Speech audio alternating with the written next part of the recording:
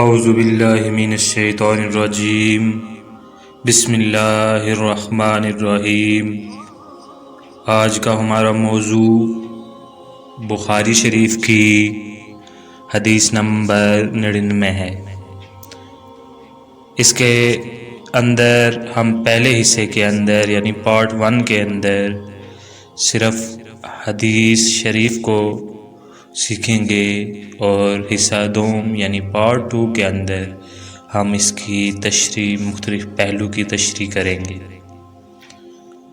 انہوں نے کہا، انہوں نے عرض کیا، یعنی حضرت ابو ہریرہ رضی اللہ تعالی عنہ، یا رسول اللہ، قیامت کے دن آپ کی شفاعت سب سے زیادہ سعادت کس کو ملے گی؟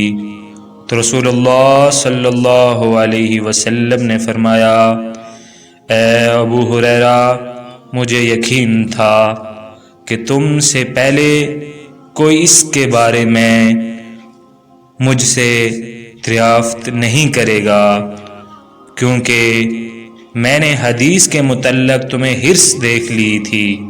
سنو، قیامت میں سب سے زیادہ فیض یاب میری شفاعت سے وہ شخص ہوگا جو سچے دل سے یا سچے جی سے لا الہ الا اللہ کہے گا۔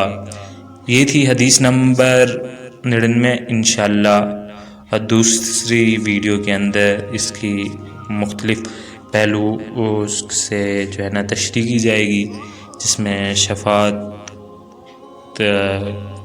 کن کن لوگوں کی شفاعت ہوگی، اور شفاعت بالخصوص شفاعت کے بارے میں معتزلہ اور اہل سنت والجماعت کا عقیدہ کیا ہے۔